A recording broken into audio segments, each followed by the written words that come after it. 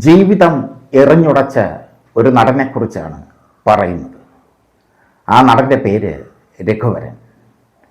പാലക്കാട് കൊല്ലങ്കോട് ജനിച്ച രഘുവരൻ മലയാളത്തിലൂടെ അരങ്ങേറി തമിഴകം കീഴടക്കിയ നടനാണ്. കക്കയാണ് PN സുന്ദരം സംവിധാനം ചെയ്ത കക്കയാണ് രഘുവരൻ്റെ ആദ്യ ചിത്രം. രഘുവരനോടൊപ്പം രവിയും ഈ ചിത്രത്തിൽ അഭിനയിച്ചു. രോഹിണിയായിരുന്നു ചിത്രത്തിലെ നായിക. മണവാളൻ പാറ, മണവാട്ടിപ്പാറ, കായലൊന്നു ചിരിച്ചാൽ കരയാകെ നീർമുത്ത് തുടങ്ങിയ ഗാനങ്ങളാൽ സമ്പന്നമായിരുന്നു കക്ക. കക്ക സാമ്പത്തികമായി വിജയം നേടിയെങ്കിലും പിന്നീട് രഘുവരൻ അഭിനയിച്ച പല ചിത്രങ്ങളും പരാജയപ്പെട്ടു. അദ്ദേഹം തമിഴ് സിനിമയിലേക്ക് ചേക്കേറി. രഘുവരൻ്റെ ജീവിതം പ്രതിഭയുടെ ദൂർത്തായിരുന്നു. പിതാവ് തമിഴ്നാട്ടിൽ ബിസിനസ് ആവശ്യത്തിനായി മദ്രാസിലെത്തി. രഘുവരനെ ബിരുദ പഠനത്തിന് കോളേജിൽ അയച്ചു.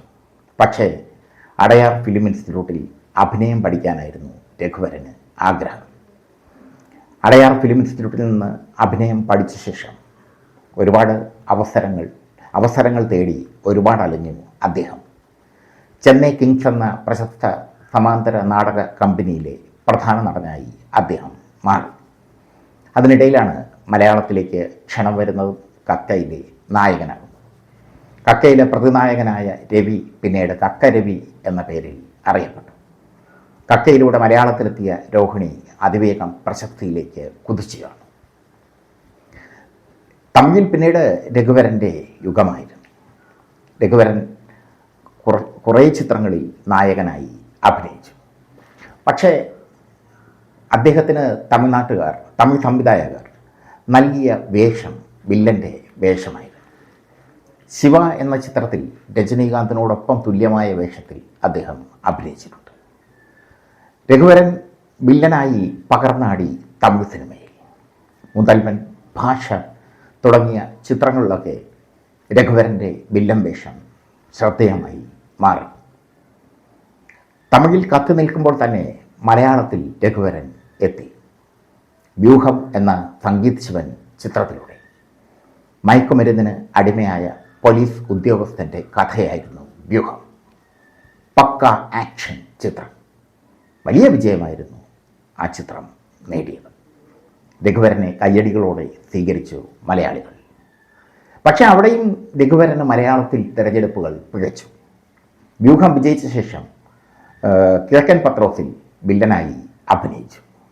പിന്നീട് അങ്ങോട്ട് മലയാളത്തിലും വില്ലൻ വേഷങ്ങളാണ് രഘുവരനെ തേടി വന്നത്. രഘുവരൻ തമിഴ്നാട്ടിലേക്ക് തന്നെ മടങ്ങി.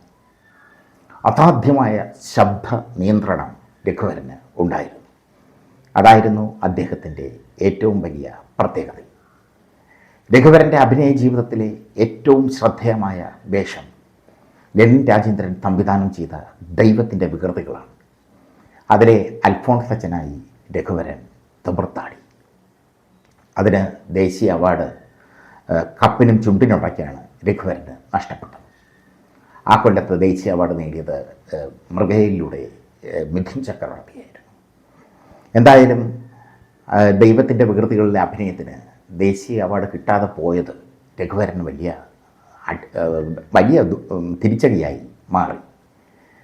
ലെനിൻ രാജേന്ദ്രനോട് പറഞ്ഞത് രഘുവരനെ ദൈവത്തിൻ്റെ വികൃതികളിലേക്ക് ക്ഷണിക്കുമ്പോൾ പലരും ലെനിൻ രാജേന്ദ്ര സാറിനെ ഉപദേശിച്ചിരുന്നു. രഘുവരൻ അവശനാണ്, ഡയബറ്റിക് രോഗിയാണ്, കടുത്ത മദ്യപാനിയാണ്, കരൾ തകർത്തിരിക്കുകയാണ്, പടം പൂർത്തിയാക്കുന്നത് വരെ അദ്ദേഹം ജീവിച്ചിരിക്കുമോ എന്ന് സംശയമുണ്ട്. പക്ഷേ രണ്ടും കൽപ്പിച്ച് ലെനിൻ രാജേന്ദ്രൻ രഘുവരനെ ക്ഷണിക്കുകയായിരുന്നു. ഒരു കണ്ടീഷൻ മാത്രമാണ് ദൈവത്തിൻ്റെ വികൃതികളിൽ അഭിനയിക്കുമ്പോൾ ലെനിൻ രാജേന്ദ്രൻ രഘുവരന് മുമ്പിൽ വെച്ചത്: മദ്യപിക്കരുത്. രഘുവരൻ അനുസരിച്ചു. ദൈവത്തിൻ്റെ വികൃതികളുടെ സെറ്റിൽ രഘുവരൻ മദ്യപിച്ചില്ല. പക്ഷേ രഘുവരൻ അൽഫോൺസ് അച്ഛനായി ഇഴുകിച്ചേർന്നു.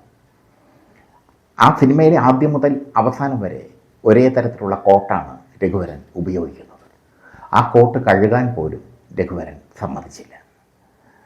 രഘുവരൻ്റെ കോട്ടിൽ നിന്നുയർന്ന ദുർഗന്ധം കാരണം ആരെയും കുറ്റം പറയാത്ത ശ്രീവിദ്യ രഘുവരനെ കുറ്റം പറഞ്ഞ ഒരു കഥയും ലെൻഡായന്ത്രൻ പറയുന്നുണ്ട്.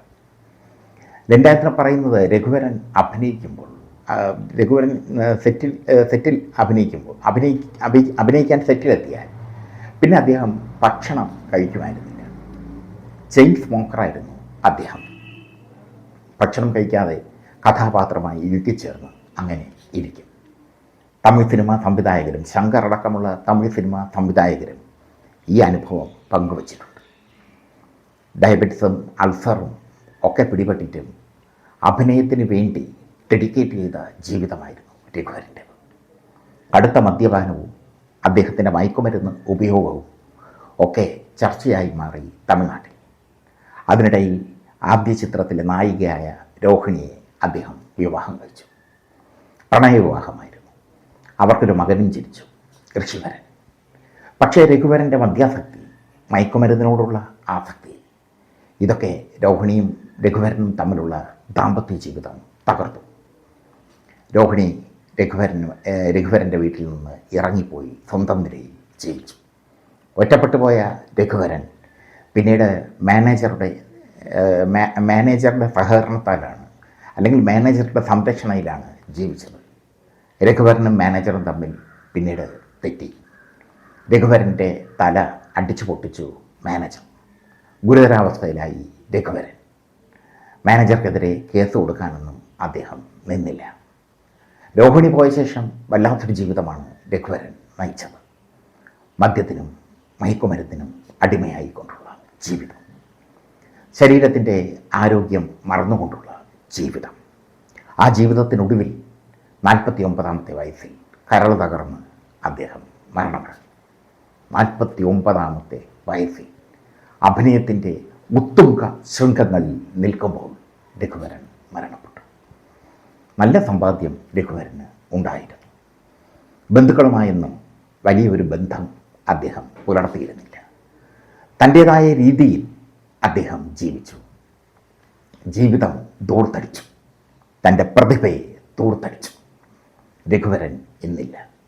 രഘുവരൻ കത്തുനിന്ന കാലത്ത് യൗവനം ആസ്വദിച്ച വ്യക്തിയാണ് ഞാൻ. വ്യൂഹമൊക്കെ കണ്ട് ത്രസിച്ചിരുന്ന കാലം. രജനീകാന്തിനോടൊപ്പം ശിവ എന്ന ചിത്രത്തിൽ നായകതുല്യ വേഷത്തിൽ രഘുവരൻ ഉണ്ടായിരുന്നു. അതിലെ രഘുവരൻ്റെ ആക്ഷൻ രംഗങ്ങൾ, അതൊക്കെ കണ്ട് ത്രസിച്ചിരുന്ന ഒരു യൗവനം എനിക്കുണ്ടായിരുന്നു. അൽഫോൺസ് അച്ഛനായി ദൈവത്തിൻ്റെ വികൃതികളിൽ അഭിനയിക്കുമ്പോൾ രാത്രി യാത്ര നടത്തുമായിരുന്നു രഘുവരൻ. മയ്യഴിയിലൂടെ അങ്ങനെ അദ്ദേഹം അൽഫോൺസ് അച്ഛനായി കറങ്ങി കിടക്കും. ഒരു കഥാപാത്രത്തെ ഇത്രത്തോളം മനസ്സിലേറ്റുന്ന നടന്മാർ അപൂർവമാണ്. ഒരു തരത്തിൽ പ്രതിഭയുടെ ഭ്രാന്തായിരുന്നു രഘുവരൻ. അഭിനയം അദ്ദേഹത്തിന് ഭ്രാന്തായിരുന്നു. രഘുവരൻ്റെ ഓർമ്മകൾ ഇപ്പോഴുമുണ്ട് എൻ്റെ തലമുറയുടെ ഹൃദയത്തിൽ.